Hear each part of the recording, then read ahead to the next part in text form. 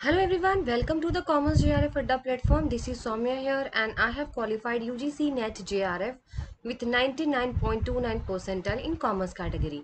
आज का session start करते हैं और आज के एक सेशन में आपको जो है प्रोडक्शन फंक्शन पूरा पढ़ा दिया जाएगा, जो कि इम्पॉर्टेंट पॉइंट्स हैं जहाँ पर सिर्फ क्वेश्चंस आपके एग्जाम में आते हैं, वही टॉपिक इस चैप्टर से मैं आपको कराने वाली हूँ।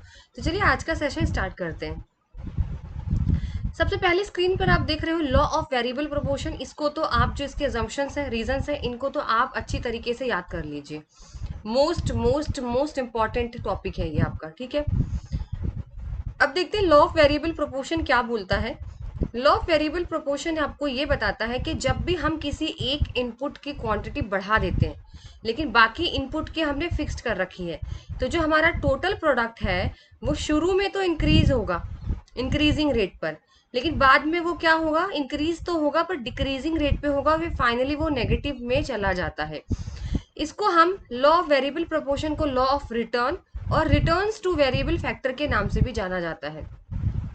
पहली बात, वेरिएबल फैक्टर्स कौन से होते हैं? तो वेरिएबल फैक्टर्स आपके वो फैक्टर होते हैं जो कि आउटपुट के साथ चेंज, जिनका आउटपुट चेंज होता रहता है, लेकिन फिक्स फैक्टर कभी भी चेंज नहीं होता, does not very with the level of output. ठीक है, अब समझते हैं चार्ट्स के थ्रू।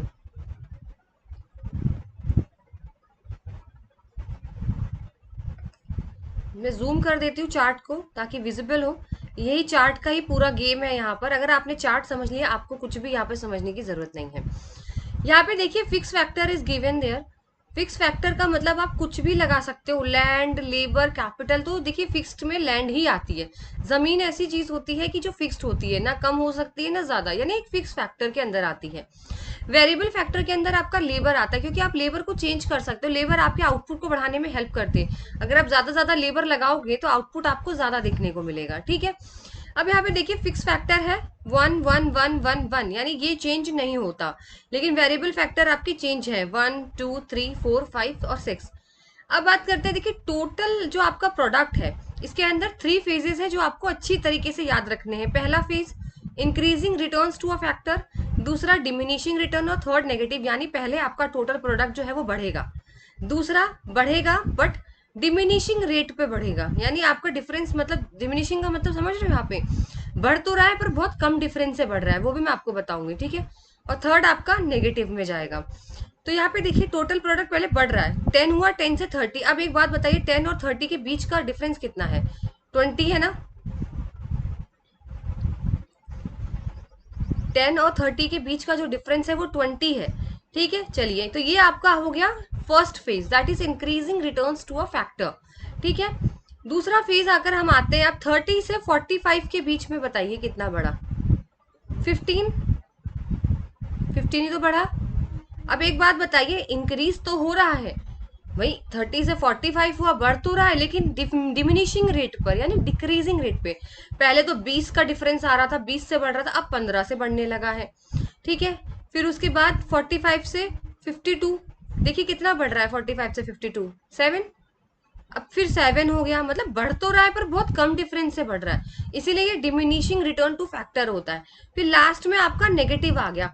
अब देखिए 52 से 48 कम हो गया ना सॉरी, कम हो गया ना 52 से 48। भाई 52 से 48 तो -4 हो गया भाई। ठीक है, तो अब क्या हुआ आपका थर्ड फेज नेगेटिव। आपको आया समझ में इसका क्या मतलब है? यहाँ पर पहले तो इंक्रीज होगा, अच्छी से रेट पे इंक्रीज होगा, लेकिन फिर इंक्रीज तो होगा पर डिक्रीजिंग रेट पे होगा। डिक्रीजिंग का मतलब कम डिफरेंस से जो है वो बढ़ेगा, फिर आपका नेगेटिव हो जाएगा। अब एक चार्ट दिखाती हूँ, उसके थ्रू समझिए। मोस्ट इंपॉर्टेंट, अभी भी कह रही हूँ मोस्ट इंपॉर्टेंट, मैं तो वैसे ज्यादातर इंपॉर्टेंट ही कराती हूँ, एक्स्ट्रा आप लोग खुद भी पढ़ सकते हो, पर ये चीजें आपको छोड़ के नहीं जानी है। ठीक है, लॉ ऑफ वेरिएबल प्रोपोर्शन के अजम्पशन और इनके रीजंस 110%, इस पे से क्वेश्चन जरूर से जरूर, बहुत बार मैंने इसको बनते हुए देखा है पीवाईक्यूज में, आप चाहें तो चेक भी कर सकते हैं। तो वेट अ मिनट और आपके सामने स्क्रीन आ जाएगी, फिर आप देखिएगा वहां पे एक चार्ट बना हुआ, उस चार्ट से आपको इजिली समझ आ जाएगा। अब आप ये चार्ट देखिए। अब अगर आप इस चार्ट को ध्यान से देखेंगे तो यहाँ पे एक चीज है जो आप, मैं यहाँ पे आपको बताती हूँ। ये देखिए, ये आपका टोटल प्रोडक्ट है। पहली बात तो लॉ ऑफ वेरिएबल का एक एग्जांपल आपको थोड़ा सा समझा देती हूँ, रटिएगा मत, बिल्कुल भी मत रटिएगा, ठीक है। लॉ ऑफ वेरिएबल प्रोपोर्शन का मतलब यहाँ पर ये है, एग्जाम्पल समझिए, मेरे पास एक फिक्स्ड लैंड थी, जमीन थी मेरे पास, एक फिक्स्ड थी, जैसे आप समझ लीजिए 1 एकड़ है मेरे पास जमीन, फिक्स्ड है, ठीक है। अब मैं क्या करूंगी, एक इनपुट चेंज करूंगी, मैं कहूंगी कि भाई अब ऐसा है ना, मैं ना लेबर की ना वेरिएबल फैक्टर मेरा लेबर है, तो मैं कहूंगी कि आप पहले मेरे यहाँ 2 लेबर काम कर रहे थे उस फिक्स्ड लैंड में, जो 1 एकड़ की जो मेरी लैंड थी फिक्स्ड, उस पे पहले 2 लेबर काम कर रहे थे, तो मैंने बोला मैं इनको इंक्रीज करके 2 से 5 कर दूंगी, अब 5 लेबर काम करेंगे। एक बात बताइए, जब उस जमीन पे 5 लेबर काम करेंगे तो आपका आउटपुट बढ़ेगा या नहीं बढ़ेगा? इसीलिए टोटल जो आपका प्रोडक्ट है वो बढ़ता है, ठीक है, टोटल प्रोडक्ट आपका बढ़ेगा। तो यहाँ पे आप ये डायग्राम देख रहे हो, ये टोटल प्रोडक्ट यहाँ पे आपका बढ़ रहा है, ठीक है, ये ऊपर की तरफ जा रहा है तो मतलब बढ़ रहा है, ठीक है। और यही अगर मैं बात करूं आपकी एमपी की, तो ये आपका मार्जिनल प्रोडक्ट है, ये भी बढ़ेगा, ठीक है। आपका जो मार्जिनल प्रोडक्ट है वो भी यहाँ पर इंक्रीज होगा, ठीक है। आ रही है आपको बात भी समझ में, क्योंकि आपका मार्जिनल प्रोडक्ट भी यहाँ पे बढ़ेगा। अब एक बात यहाँ पे देखिए, टीपी मैक्सिमम हो गया, अब यहाँ पे चार्ट से एग्जाम्पल से चार्ट को समझिएगा, ठीक है। अब मैंने कहा मैंने 5 वहां पे लगा दिए हैं, और फिर मैंने कहा 5 और लगा देती हूँ, यानी मैं 10 लेबर मैंने वहां पे लगा दिए। अब क्या हुआ, टीपी मैक्सिमम पे आ गया, टीपी जो है वो आपका मैक्सिमम पॉइंट पे आ चुका है, यानी कि अब इससे ज्यादा मैं नहीं बढ़ा सकती, यानी अगर मैंने इससे ज्यादा लेबर बढ़ाए तो मैं लॉस में जा सकती हूँ, क्योंकि वहां पे जरूरत नहीं है इतने ज्यादा लगाने की, इसीलिए अब जो है वो टीपी आपका मैक्सिमम पॉइंट पर आ गया, ठीक है। अब क्या करा मैंने, तब भी मैं नहीं, मैंने कहा नहीं, मैं तो अब 10 है, अब मैं 15 लगाऊंगी, मतलब 5 और लगाऊंगी लेबर अपनी जमीन पे। एक बात बताइए, जब मैंने 15 लेबर कर दी, वहां जरूरत नहीं है, 1 एकड़ जमीन पे 10 काफी थे, मैंने 5 और लगा दी, तो इससे मेरा आउटपुट अब कम होने लगेगा ना, वो तो वेस्ट हो रहा है, जो मैंने 5 एक्स्ट्रा लगाए उनका कोई काम नहीं है वहां पर, इसीलिए जो आपका टीपी है यानी टोटल प्रोडक्ट है वो गिरना शुरू हो जाएगा, यही चीज यहाँ पर बोला गया है, और यही आपका लो ऑफ प्रोपोर्शन, वेरिएबल प्रोपोर्शन का आपका एग्जाम्पल है, ठीक है। तो इसमें यही है कि अगर मैं इंक्रीज करना चाहूंगी प्रोडक्शन, तो मैं क्या करूंगी, लेबर की हेल्प से, ठीक है, मैं लगाऊंगी ज्यादा से ज्यादा यूनिट ऑफ लेबर जो है वो मैं लगाऊंगी, ठीक है। शुरू में तो मेरा आउटपुट बहुत बढ़ेगा, इंक्रीजिंग रेट पे जाएगा, टोटल प्रोडक्ट मेरा इंक्रीजिंग रेट पे जाएगा, स्पीड से बढ़ेगा, ठीक है। लेकिन फिर क्या होगा, डिक्रीज होने लगेगा, यानी बढ़ेगा तो सही। अब जैसे मैंने 10 लगा दिए थे, 5 पहले 2 थे मेरे पास, मैंने 5 लगाए, 5 लगाते ही एकदम से मेरी जो है इंक्रीजिंग रेट पे बढ़ने लग गया मेरा आउटपुट। अब मैंने 10 लगा दिए, 10 लगाए, बढ़ेगा तो सही क्योंकि उसको जरूरत नहीं है, पर बहुत कम रेट पे बढ़ेगा, डिमिनिशिंग रेट पर। लेकिन अब मैंने 15 लगा दी, 5 एक्स्ट्रा और लेबर लगा दी, अब क्या हुआ, टोटल प्रोडक्ट नेगेटिव में आ गया, यानी वो फॉल होने लगेगा और एमपी जो है वो आपका नेगेटिव हो जाएगा। तो ये तो आपने टीयूएमयू में पढ़ा कि जब आपका टोटल यूटिलिटी बढ़ता था तो मार्जिनल यूटिलिटी भी बढ़ रही है, ठीक है। जब आपका टोटल प्रोडक्ट मैक्सिमम पे आ जाएगा, मतलब इंक्रीज होगा but at a decreasing rate, तो एमपी गिरना शुरू हो जाएगा। यहाँ देखिए, जब आपका टीपी मैक्सिमम है तो ये धीरे धीरे स्लो डाउन नीचे जाने लगा क्योंकि डिमिनिशिंग रेट पर, लेकिन जब आपका टोटल प्रोडक्ट फॉल होने लग गया है, गिरने लग गया है, तो आपका एमपी नेगेटिव हो जाता है। यही इस चार्ट के थ्रू मैं आप लोगों को समझाना चाह रही थी, इसे बोलते हैं लॉ ऑफ वेरिएबल प्रोपोर्शन। रटना नहीं है, चीजों को समझना है, ठीक है। इसे बोलते हैं लॉ ऑफ वेरिएबल प्रोपोर्शन। अगर आप मेरे को, मैं फिर से मैं आपको एक चार्ट ये वाला दिखाऊं, आप देखो, अब आप देखो टीपी मेरा बढ़ रहा था, तो मेरा एमपी भी बढ़ रहा था, मार्जिन प्रोडक्ट भी बढ़ रही थी, ठीक है। फिर जब मेरा टीपी जो है वो इनिशियली मतलब डिमिनिशिंग रेट पे आने लगा, बहुत स्लो से बढ़ने लगा, तो मेरा एमपी गिरने लग गया। और जब ये मैक्सिमम हो जाता है तो एमपी हमेशा जीरो होता है। टोटल यूटिलिटी, मार्जिनल यूटिलिटी, ऐसा ही टोटल प्रोडक्ट और आपका मार्जिनल प्रोडक्ट है। जब टोटल प्रोडक्ट मैक्सिमम होता है तो मार्जिनल प्रोडक्ट जीरो पे आ जाता है, और ये गिरने लगता है तो ये नेगेटिव में आ जाता है। बहुत ईजी था समझने के लिए, रटना नहीं है, बस समझिए। आप खुद सोच के देखिए, अगर आप जरूरत से ज्यादा चीजें कहीं पे लगा देते हैं तो वो आपको बाद में फिर नुकसान देने लग जाता है। एक मैक्सिमम पॉइंट होता है जहां तक आप आउटपुट जो है ग्रोथ हो सकती है, आप जो है मैक्सिमम पॉइंट तक कमा सकते हो। उसके बाद अगर आपने बियॉन्ड दैट पॉइंट अगर आप करने लग जाओ तो आपका एमपी फॉल होने लगेगा, और टीपी भी, आप एमपी नेगेटिव हो जाता है और टीपी आपका फॉल हो जाता है, ठीक है। अब क्या याद करना है आपको इसमें, अब आपको इसके अंदर एजम्पशंस याद करने हैं और एकदम बढ़िया तरीके से याद करने हैं एजम्पशंस, ठीक है। यानी इसको तो आपको रट लेना है, कोई भी चीज रटनी नहीं है। मेरा कहने का यहाँ पे रटने से क्या मतलब है कि आपको ये पॉइंट सारे के सारे आपके माइंड में होने चाहिए, क्योंकि मैं सिर्फ आपको रटाऊंगी नहीं, आप पे जो जो एक एक पॉइंट है ना उसका मीनिंग भी बताऊंगी कि क्या कह रहे हैं यहाँ पर। सबसे पहला असम्पशन है, it operates in short run as factors are classified as variable and fix factor. देखिए ये शॉर्ट रन में तो होगा ही होगा, अगर ये लॉन्ग रन में होने लगेगा ना तो ये law of return to scale हो जाएगा, या फिर ठीक है। इसीलिए लॉ ऑफ वेरिएबल अगर प्रोपोर्शन कहीं भी आपको दिखता है तो हमेशा याद रखिए शॉर्ट रन होता है, शॉर्ट रन प्रोडक्शन फंक्शन, ठीक है। शॉर्ट रन प्रोडक्शन फंक्शन हमेशा आपका लॉ ऑफ वेरिएबल प्रोपोर्शन बोला जाता है, ये चीज आपको याद रखनी है। इसीलिए ये शॉर्ट रन आपका प्रोडक्शन फंक्शन बोला जाता है, ठीक है, क्योंकि इसके अंदर आपका शॉर्ट रन के अंदर हम चेंजेस करते हैं, और इसमें फिक्स्ड फैक्टर भी होता है और वेरिएबल फैक्टर होता है। फिक्स फैक्टर जैसे लैंड, जैसे मैंने आपको बताया, जो चेंज नहीं होता, और वेरिएबल फैक्टर जिसे हम चेंज कर सकते हैं। अब आता है सेकंड आपका point, the law applies to all the fix factor, यानी ये जो लॉ है वो सभी फिक्स फैक्टर पे लगेगा इंक्लूडिंग लैंड। लैंड भी आपकी इसके अंदर अलाउड है, कैपिटल आपके अंदर अलाउड है, जो फिक्स्ड फैक्टर सभी पे ये अप्लाई होता है। थर्ड बोला गया है, under law of variable proportion different units of variable factor can be combined with fixed factor. तो बिल्कुल हम इसमें क्या करते हैं, वेरिएबल फैक्टर को फिक्स फैक्टर के साथ ही तो कंबाइंड करते हैं। अगर हम रेशियो देखें इस एग्जाम्पल में, अगर मैं आपको बताऊं इस एग्जाम्पल में पूरा डिटेल में आपको बताऊंगी कि एक पॉइंट यहाँ पर, अगर आप यहाँ पे देखो, ठीक है, फिक्स फैक्टर को वेरिएबल फैक्टर के साथ ही तो आप जोड़ोगे, 1:1 बोला जाएगा इसको, ये 1:2 बोला जाएगा इसको, ये 1:3 बोला जाएगा, 1:4 बोला जाएगा, 1:5 बोला जाएगा, 1:6 बोला जाएगा, क्योंकि हम लोग फिक्स फैक्टर को हम लेबर और लैंड को ही तो कनेक्ट कर रहे हैं। वो जो लैंड है जो हमारी फिक्स फैक्टर है उसी के अंदर तो वेरिएबल फैक्टर काम कर रहे हैं, तो ये कंबाइंड तो होंगे ही होंगे, इसीलिए इनको रेशियो में बोला जाता है, जैसे 1:1, 1:2, 1:3, 1:4, 1:5, 1:6, इस तरीके से ये आपका कंबाइंड होता है। तो बिल्कुल अकेला तो होता नहीं है, फिक्स फैक्टर को हम लोग कंबाइंड ही तो करते हैं फिक्स्ड को वेरिएबल के साथ, यही चीज ये बोलना चाह रहा है, ठीक है। फिर है आपका नेक्स्ट, फिर क्या बोला है इसका, this law applies to the field of production only, यानी यहाँ पर ये मतलब बोला जा रहा है कि ये जो लॉ है सिर्फ प्रोडक्शन के जो फील्ड ऑफ प्रोडक्शन है वहीं पे अप्लाई होगा।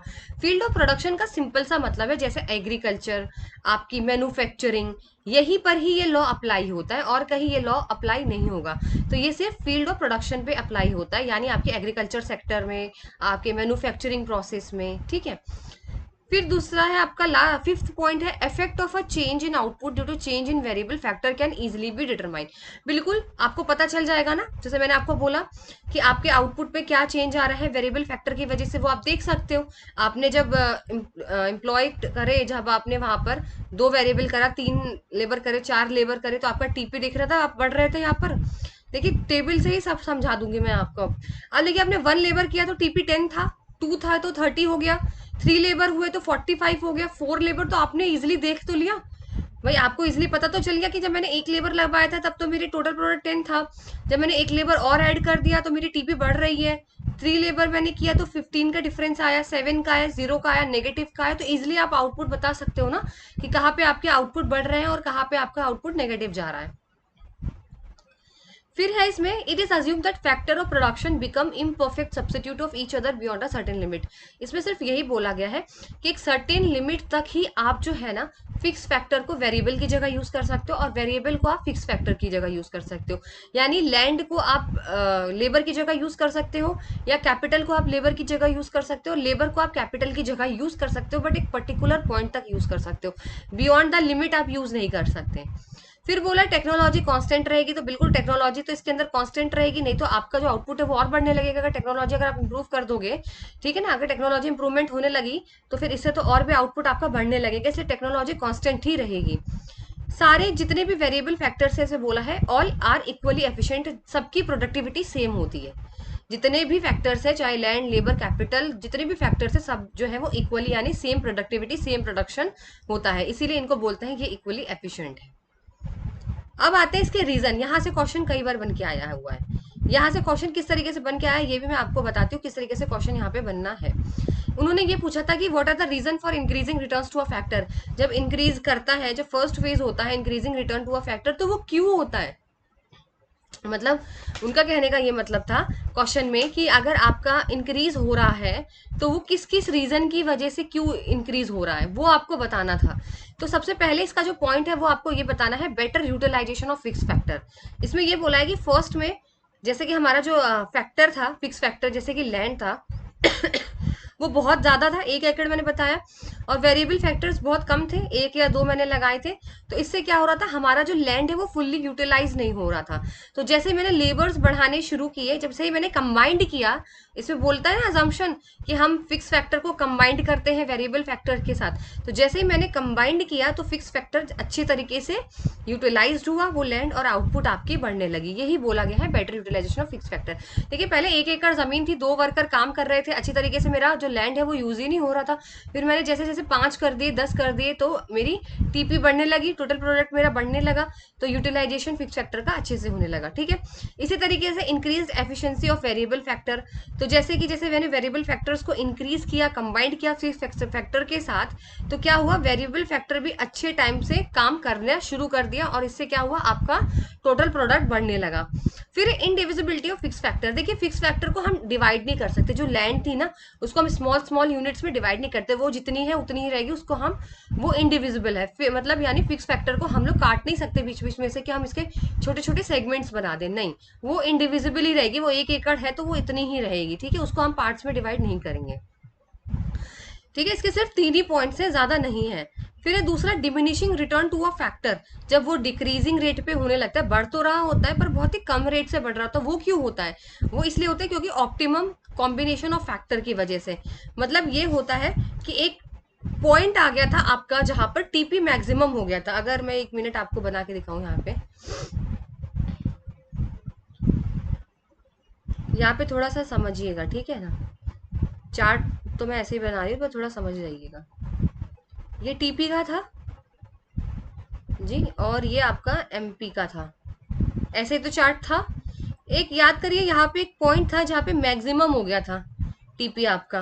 टीपी जो था वहां पे, ये आपका मैक्सिमम पॉइंट हो गया था, जब मैंने बोला कि मैंने 10 लगा दिए थे अपने लेबर लैंड पर, अब इससे ज्यादा मैं नहीं लगाऊंगी, बस बहुत हो गया, यानी ये आपका मैक्सिमम का पॉइंट था। डिमिनिशिंग रिटर्न फैक्टर इसीलिए होता है, वो डिक्रीज इसलिए होने लगता है क्योंकि वो एक पर्टिकुलर मैक्सिमम पॉइंट पे पहुंच जाता है जहां पर आपका टीपी मैक्सिमम होता है। ठीक है, और आपकी जो मार्जिनल है, ये एमपी जो है वो आपकी गिरने लगती है, ये वाला पार्ट। ठीक है, ये वाला पार्ट यानी यहाँ पे जो गिर फॉल हो रही है, ये फॉल हो जाती है और ये मैक्सिमम हो जाता है। तो यानी आपने ऑप्टिमम यूज कर लिया है अपने फिक्स फैक्टर का, इससे ज्यादा अब आपको यूज नहीं करना है। ठीक है, अब आप एक भी ज्यादा लेबर नहीं लगाएंगे। फिर है इम्परफेक्ट सब्स्टिट्यूट। जैसे मैंने आपको बताया कि इसमें क्या होता है, एक लिमिट होती है जब एक फैक्टर ऑफ प्रोडक्शन सब्स्टिट्यूट होता है दूसरे से। ठीक है, जैसे लेबर जो है वो can be substitute in the place of capital, और capital can be substitute in the place of labour till a particular limit तक, इसीलिए। फिर आपका नेगेटिव रिटर्न। देखिए नेगेटिव क्यों हो जाता है, नेगेटिव जब हो जाता है जब आपका लिमिटेशन ऑफ फिक्स फैक्टर। अब आप 1 एकड़ जमीन थी ना, अब लेबर आपने 15 लगा दिए, 16 लगा दिए, 20 लगा दिए, अब वो जमीन तो उतनी की उतनी ही रहेगी ना। अब अगर वो बढ़ जाती तो आपको फायदा होता भाई, अगर वो जमीन आप बढ़ा सकते थे थोड़ी सी तो आपको फायदा हो जाता, लेकिन वही तो लिमिटेशन है कि fix factor are not able to increase, उसको हम बढ़ा नहीं सकते हैं। दूसरा, कॉम्बिनेशन कोऑर्डिनेशन जो है वो बहुत ही खराब हो जाता है। ठीक है, जो कॉम्बिनेशन है आपका वेरिएबल का और फिक्स फैक्टर का, वो क्या हो जाता है, इतना ज्यादा हो जाता है वेरिएबल फैक्टर, हम लोग इतना ज्यादा लगा देते हैं कि जो है दोनों के बीच का जो तालमेल है वो सही नहीं होता, क्योंकि आपने इतनी सी जमीन इतनी थी, आपने इतने ज्यादा लगा दी कि वो आपको नेगेटिव हो रहा है, तो कोऑर्डिनेशन दोनों के बीच का जो है वो पुअर हो जाता है। इसी तरीके से वेरिएबल फैक्टर की एफिशिएंसी भी डिक्रीज होने लगती है। देखिए भाई, वेरिएबल फैक्टर की भी वैल्यू तब तक ही थी जब तक वो आउटपुट इंक्रीज कर रहा था, अब तो उसकी एफिशिएंसी डिक्रीज होने लग गई ना, अब तो नेगेटिव में वो देने लग गया आपको रिजल्ट, इसलिए उसकी एफिशिएंसी भी कम हो गई है। तो ये रीजन थे, और आपको सिर्फ इतना ही याद रखना है।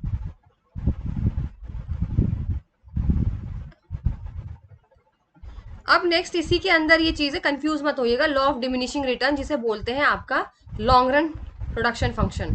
ठीक है, इसमें ना सिर्फ एमपी का रिलेशन होता है, टीपी का रिलेशनशिप नहीं होता। इसमें ये बोलते हैं जितना जितना आप इनपुट इंक्रीज करते जाओगे उतना एक पॉइंट आएगा कि आपका जो एमपी है वो गिरने लगेगा। अभी मैंने आपको चार्ट दिखाया, एमपी फॉल हो रहा था फिर नेगेटिव हो रहा था, वही आपको ये बोलता है law of diminishing return. Same chart है, बस एमपी का इसके अंदर रिलेशनशिप है। यहाँ आपका चार्ट है, देखिए वही चीज बोली है चार्ट के अंदर। फिक्स्ड फैक्टर लैंड आपकी 1 1 1 1 है, वेरिएबल फैक्टर बढ़ रही है 1 2 3 4 5। टीपी आपका बढ़ा बढ़ा फिर डिमिनिश हुआ फिर फॉल होने लग गया। ऐसे एमपी आपका बढ़ रहा था फिर कम होने लगे, कम हो गए ये, फिर बाद में नेगेटिव चला जाता है। ठीक है, तो यही चीज बोली गई चार्ट में। देखिए एमपी फॉल हो रही है, जैसे जैसे हम more and more unit of variable factor, हम लेबर को जैसे जैसे कंबाइंड कर रहे हैं लैंड के साथ, आपकी जो एमपी है वो फॉल हो रही है। बस यही बताता है आपको लॉ ऑफ डिमिनिशिंग रिटर्न। तो यही था इसके अंदर, और इनके बीच का रिलेशनशिप जरूर देख लीजिएगा एमपी टीपी का। ठीक है, एमपी टीपी का आपको पता है, और एपी का, तो एपी का मैं यहाँ पे बना देती हूँ फॉर एग्जाम्पल, आपको समझ आ जाएगा।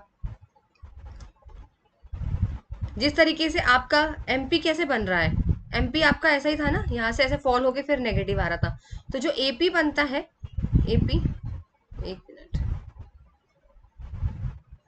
ठीक है, एपी जो बनेगा ना आपका वो इसी के नीचे से बनता है और एपी यहाँ तक रहता है। एपी भी आपका फॉल ही होता है, ये आपका एपी है। ठीक है, एवरेज प्रोडक्ट, ये देखिए ये आपका एपी है, ये वाला चार्ट, और ये आपका एमपी है क्योंकि ये तो फॉल होके फिर नेगेटिव चला जाता है। ये इसी तरीके से आपका एमपी बनता है। ठीक है, ये एपी बनता है, ये भी आपका जा रहा है इंक्रीज हो रहा है, फिर ये भी फॉल होने लगती है। ये चार्ट में आपको दिखा देती हूँ, एक मिनट रुक जाइए। अगर आप यहाँ पे ध्यान से देखें तो एपी जो है, और चार्ट देखिए, एपी 10 था, 15 था, बढ़ रहा है बढ़ रहा है बढ़ रहा है, फिर क्या ये भी क्या हो रहा है, गिरने लग गया। एवरेज प्रोडक्ट भी आपका गिरने लग गया। तो इनका रिलेशनशिप ध्यान रखिएगा। कौन, अगर आपको चार्ट याद होगा ना, आप, मैं आपको एक ट्रिक बताती हूँ। देखिए इन सब चीज़ों को ना किस तरीके से याद रखना, कि ऐसे मत रटिएगा कि टीपी गिर रहा है बढ़ रहा है या इस तरीके से। और मैं थोड़ा सा आपको अपना टिप बताती हूँ जो मैंने किस तरीके से इन सब चीज़ों को अपने दिमाग में सेट किया था। देखिए जैसे यहाँ पे मैं आपको एक चार्ट दिखा रही हूँ ना, अब एक मिनट देखिए, मैं ना अपने माइंड में क्या करती थी, जितने भी चार्ट्स थे ना उनको सेट कर लेती थी। अगर मैं यहाँ पे बात करूँ तो मैंने ये सेट कर लिया था कि टीपी का चार्ट इस तरीके से बनता है और एमपी का चार्ट इस तरीके से बनता है। अब एक बात बताइए, कोई भी देख के बता देगा इस चार्ट को कि ये तो टीपी बढ़ रहा है, फिर ये मैक्सिमम हुआ, फिर ये नीचे गिरने लगा। इस तरीके से एमपी भी बढ़ रही है, फिर गिरने लगी, फिर नेगेटिव आ गई। तो आपको रटना नहीं है चार्ट के हिसाब से। अगर आपसे क्वेश्चन पूछ लिया जाए ना, फर्स्ट फेज में क्या हुआ था, सेकंड फेज में क्या हुआ था, थर्ड फेज में क्या हुआ था, तो आप देखो फर्स्ट फेज में बढ़ रहा है तो आप लिख दो फर्स्ट फेज में तो टीपी बढ़ रही है और एमपी भी बढ़ रही है। सेकंड फेज में क्या हुआ, टीपी मैक्सिमम हो गई और एमपी गिर रही है। थर्ड फेज में टीपी गिरने लगी और एमपी आपकी नेगेटिव हो गई, यानी टीपी मैक्सिमम हो गया सेकंड में, एमपी जीरो हो गई, और फिर एमपी लास्ट में नेगेटिव हो गई और टीपी फॉल हो रहा है। देखिए चार्ट को दिमाग में सेट करेंगे ना तो ये रटने की जरूरत नहीं पड़ेगी। चार्ट देख के तो मैं कोई सा भी बता सकती हूँ आपको डायग्राम की कौन सा गिर रहा है। अच्छा आप एक बात बताइए, ऊपर जा रहा है तो बढ़ ही रहा होगा ना, इसमें भी कोई ज्यादा दिमाग लगाने वाली चीज नहीं है। ये इंक्रीज ही हो रहा है, अभी मैक्सिमम पे पहुंच गया तो मैक्सिमम पे एक चीज पहुंचती है तो दूसरी जीरो पे हो जाती है, तभी तो वो पॉइंट ऑफ सेटाइटी बोलते हैं। फिर वो मैक्सिमम हो रही है गिर रही है तो दूसरी तीसरी एमपी नेगेटिव में चली जाएगी। ये आपका थर्ड फेज हो गया। इस तरीके से आपको चार्ट याद रखने होते हैं। ऐसे एमपी का चार्ट है, एमपी का तो हमेशा गिरता ही गिरता है एमपी का चार्ट, 12 10 8 6 4। ठीक है, चार्ट्स के थ्रू अगर आप याद रखोगे ना तो आपको ना एकदम कंफ्यूजन नहीं होगा। अब जैसे मुझे टीयू और एमयू का चार्ट बहुत ढंग से याद है, टीयू और एमयू का तो किस तरीके से बनाया था टीयू एमयू का, अगर आप लोगों को याद हो, इस पे से तो क्वेश्चन बहुत आते हैं। तो मुझे तो याद है कि टीयू का टोटल यूटिलिटी का भी ऐसे ही बना था और मार्जिनल यूटिलिटी का भी ऐसे बना था। तो ये बढ़ रहा था, ये गिर रहा था, ये जीरो हो गया, ये पॉइंट ऑफ आपका मैक्सिमम हो गया, पॉइंट ऑफ सेटाइटी, फिर ये गिरने लगा, ये नेगेटिव आ गया। इस तरीके से तो बन रहा था। तो अगर इससे कोई क्वेश्चन अगर आपके आ जाते हैं, कोई भी क्वेश्चन अगर आपको एग्जाम में देखने को मिल जाते हैं और इससे पूछते हैं फर्स्ट फेज सेकंड फेज, तो मुझे नहीं लगता आपको दिक्कत होनी चाहिए, क्योंकि आपको सिर्फ चार्ट से ही मतलब है और आपको सिर्फ चार्ट ही याद रखना आप लोगों के लिए ज़्यादा ज़रूरी है। ठीक है, तो इस तरीके से आप याद रखो, चार्ट याद रखो, और कुछ आपको याद रखने की, उसी के बेसिस पे ना आप लोगों को अगर क्वेश्चन नहीं भी आएंगे तो भी मुझे इतना 100% है कि आप लोग उनको गलत नहीं करके आओगे उस क्वेश्चन को। ठीक है, तो ये आप स्क्रीनशॉट ले सकते हो चार्ट का, इसीलिए मैं आप लोगों के लिए चार्ट लेकर आई हूँ कि चार्ट से आप लोगों को ज़्यादा अच्छे से समझ में आएगा। ठीक है, तो आप देख लो, टोटल यूटिलिटी का मुझे इस तरीके से याद है, तो मुझे एमपी का भी याद रहेगा कि ये एमपी ऐसे जाएगा। ठीक है, अगर सिर्फ नॉर्मल एमपी की बात करें तो वो फॉल ही होता है लॉ ऑफ डिमिनिशिंग रिटर्न में। इस तरीके से आपको याद रखना है इनका रिलेशन। रिलेशन से बहुत सारे क्वेश्चंस बनते हैं। तो आज का सेशन यही था, और वीडियो अच्छी लगी तो लाइक एंड शेयर जरूर करिए। तब से आपसे मिलते हैं नेक्स्ट सेशन में, और जो भी नेक्स्ट यूनिट होगी वो आप लोगों के लिए लेकर आऊंगी मैं। शायद आपका fix cost, average cost, cost वाली यूनिट है अगली, और उसमें भी आपको चार्ट ही याद रखने हैं सारे। ठीक है, तो चलिए, सेशन अच्छा लगे तो लाइक एंड शेयर जरूर करिए, और आपसे मिलते हैं मैं अगले सेशन में।